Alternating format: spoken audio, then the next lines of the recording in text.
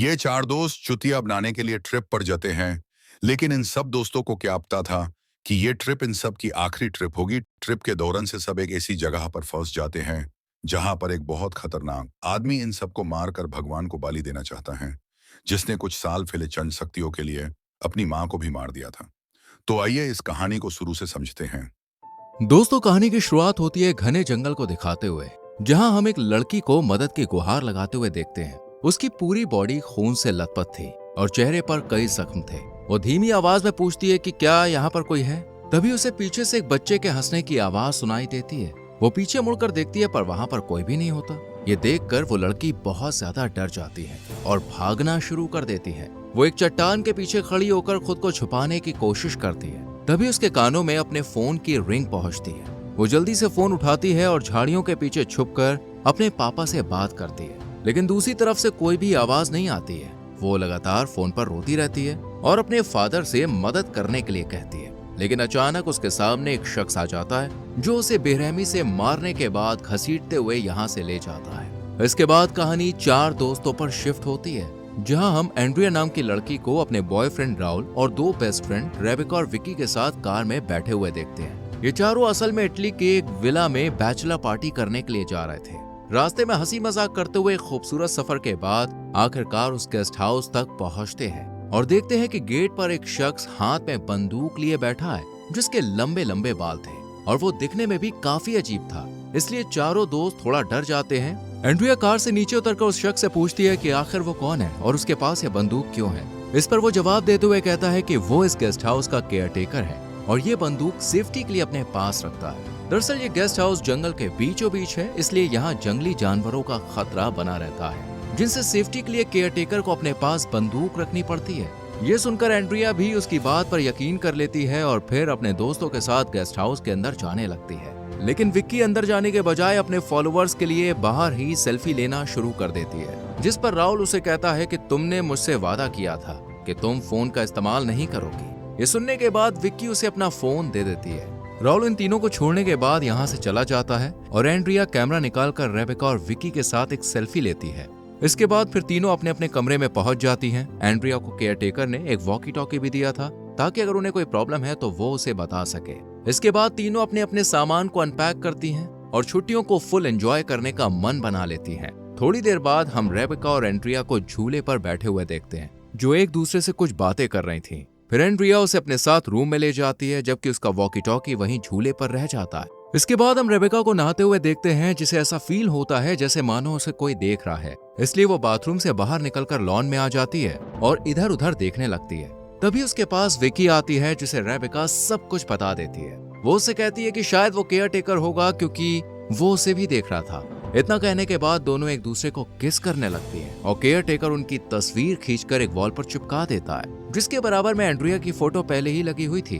खैर, रात को डिनर करने के बाद विकी, एंड्रिया और रेबेका को एक मुखौटा पहने किलर, जिसे इक्विनॉक्स किलर कहा जाता है, उसकी कहानी सुनाती है। वो उन्हें बताती है कि आज से 50 साल पहले वो एक अच्छा आदमी था। ये सुनकर एंड्रिया उससे पूछती है कि अगर वो अच्छा था तो चेहरे पर मास्क लगाकर क्यों घूमता था। पर विक्की उसे बताती है कि अपनी माँ की वजह से वो किलर बना था, क्योंकि वो उसके साथ बहुत बुरा बिहेव करती थी, जिससे तंग आकर वो एक बार ज्योतिषी के पास गया ताकि अपनी माँ पर काला जादू करा सके। तब ज्योतिष ने सबसे पावरफुल डेमन को बुलाने का फैसला किया और एक घेरा बनाकर तंत्र मंत्र करना शुरू कर दिया।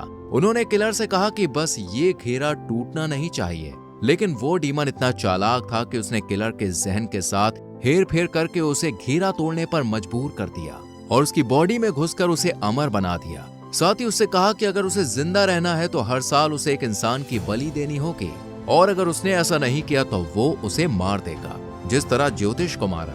अभी तीनों दोस्त बात कर ही रही थी कि तभी दरवाजे पर किसी की दस्तक होती है। एंड्रिया उठकर दरवाजा खोलने को जाती है और देखती है कि सामने मास्क पहने एक शख्स खड़ा है, जिसे देखकर वो हंसना शुरू कर देती है, क्योंकि उसे ऐसा लग रहा था कि रेबेका और विक्की ने उसे डराने के लिए ये सब प्लान किया है। पर एंड्रिया की ये हंसी उस वक्त गायब हो जाती है जब वो देखती है कि मास्क पहने शख्स के हाथ में एक चाकू है, जिसे दिखाकर वो उन्हें दरवाजा खोलने के लिए कहता है। एंड्रिया फौरन दरवाजे के पास जाती है और उसे अच्छे से लॉक कर देती है, पर तभी उसे दूसरे दरवाजे का ख्याल आता है जिसका लॉक खुला हुआ था। वो भागकर फौरन उसे बंद करने के लिए जाती है, और देखती है कि मास्क पहना शख्स वहां से अंदर आने की कोशिश कर रहा है।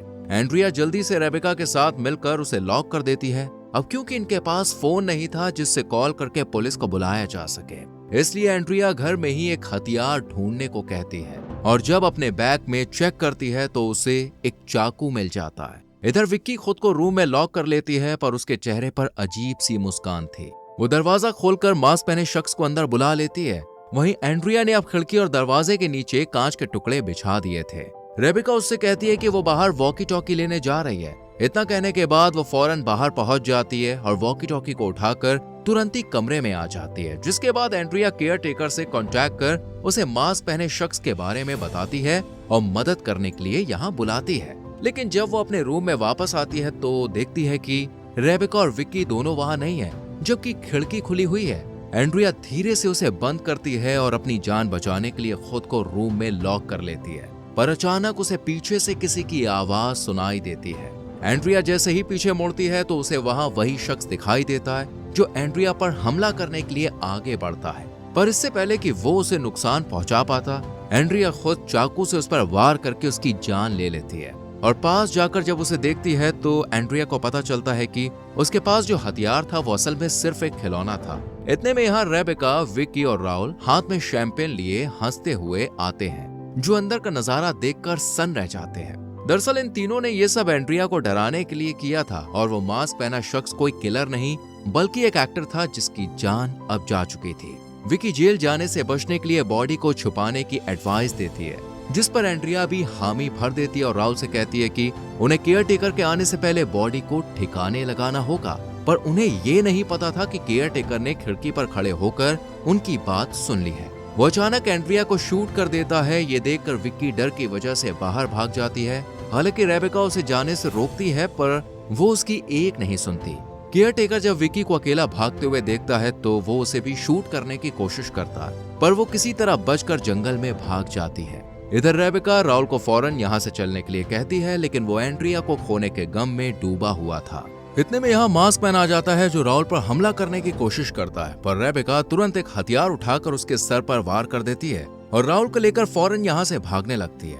वो इधर उधर कार ढूंढने की कोशिश करती है, पर तभी यहाँ मास्क मैन आ जाता है जो रेबेका के बाल पकड़ लेता है। ये देखकर राहुल उसे बचाने के लिए मास्क मैन पर अटैक करता है, पर वो एक चाकू से ही उसे घायल कर देता है। रेबेका जो खुद भी जख्मी हो गई थी, वो राहुल को ऐसे मरने नहीं देना चाहती थी, इसलिए वो हिम्मत करके पीछे से मास्क मैन का गला पकड़ लेती है और उसे दबाने की कोशिश करती है, पर वो अपने चाकू से उसे और ज्यादा जख्मी कर देता है। इधर राहुल जो ये सब देख रहा था, वो मास्क मैन का ध्यान भटकाने के लिए उस पर पत्थर फेंकना शुरू कर देता है और उसे अपनी तरफ बुलाता है। मास्क मैन अब रेबेका को तो छोड़ देता है और राहुल को मारने के लिए उसकी तरफ पड़ता है।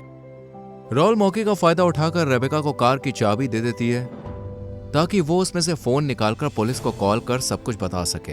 ये देखकर मास्क मैन गुस्से में जोर से चीख मारता है। वहीं दूसरी तरफ हम विक्की को देखते हैं जो अपनी जान बचाने के लिए एक पेड़ के पीछे छुपकर बैठी हुई थी, पर केयर टेकर लगातार उसे ढूंढ रहा था और अब वो विक्की के बिल्कुल करीब पहुंच चुका था। विक्की जो अपनी सांसें थामे पेड़ के पीछे छुपी हुई थी, उसे अचानक एहसास होता है कि शायद केयर टेकर को उसके बारे में पता चल गया है, इसलिए वो वहां से उठकर कहीं और छुप जाती है। पर केयर टेकर को यही लग रहा था कि विक्की उस पेड़ के पीछे है, इसलिए वो धीरे धीरे टॉर्च की रोशनी में वहां पहुंचता है और जैसे ही पेड़ के पीछे देखता है तो उसे कहीं भी विक्की दिखाई नहीं देती है, इसलिए वो आगे बढ़ जाता है। इधर हम राहुल को देखते हैं जो बहुत ज्यादा जख्मी हो गया था, लेकिन वो फिर भी हिम्मत नहीं हारता है। वो एंड्रिया की जान का बदला लेना चाहता था, इसलिए एक लकड़ी की छड़ी से मास्क मैन के ऊपर वार करने लगता है और उससे कहता है कि मैं तुम्हारा घटिया मास्क तोड़ दूंगा। ये सुनकर मास्क मैन को गुस्सा आ जाता है। वो लोहे की एक रॉड उठाता है और उससे राहुल पर अटैक कर देता है। राहुल मास्क मैन के वार से बचने के लिए पीछे हटने लगता है। अचानक उसका पैर एक ट्रैप में फंस जाता है, जिस वजह से वो न आगे बढ़ पाता है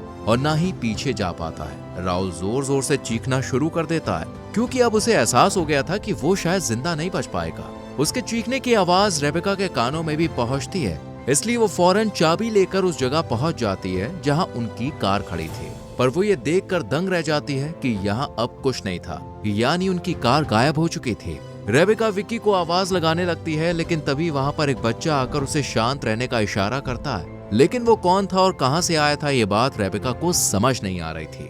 इधर विक्की जो किसी तरह जंगल से भागकर गेस्ट हाउस के मेन गेट तक आ गई थी, वो गेट को खोलने की कोशिश करती है, लेकिन वो अंदर से लॉक था। इसी दौरान विक्की की नजर राहुल पर पड़ती है, जो उसे देखते ही कुछ इशारा करता है और दोनों यहाँ से निकलने के लिए दूसरे प्लान पर काम करना शुरू करते हैं। इतने में राहुल के पास मास्क मैन आ जाता है, जिसे वो बातों में उलझाने की कोशिश करता है ताकि विक्की प्लान को अंजाम देने में कामयाब हो सके। विक्की अब केयरटेकर के कमरे में जाती है और सबसे पहले अपने जख्मों पर बैंडेज वगैरह लगाती है। इसके बाद वो कमरे की अच्छे से तलाशी लेती है, जहां उसे ज्वेलरी के साथ कई लेडीज के पहचान पत्र मिलते हैं। साथ ही वॉल पर अपने दोस्तों की फोटो लगी हुई दिखाई देती है। वहीं पास में 2 पेंटिंग्स और थी, जिनमें 3 लोग थे, एक केयरटेकर, दूसरा मास्क मैन और तीसरा वो बच्चा। ये सब देखकर विक्की बहुत ज्यादा डर जाती है। उसे समझ में नहीं आ रहा था कि ये सब क्या हो रहा है। इसके बाद कहानी रेबेका पर घूमती है, जिसे वही छोटा बच्चा उसकी कार के पास ले आया था। अब रेबेका कार को चेक करती है, पर उसे पता चलता है कि उसका इंजन खराब है, साथ ही फोन भी उसमें नहीं है।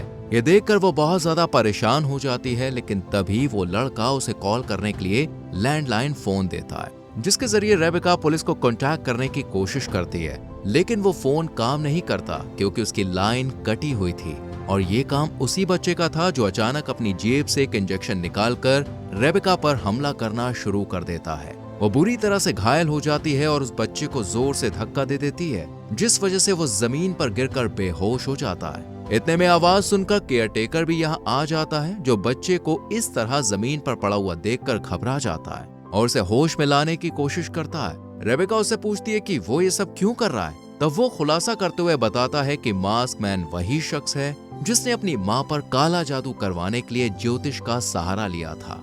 उसके शरीर में डीमन मौजूद है, जिसे बाहर आने से रोके रखने के लिए इंसानों की बलि दी जाती है।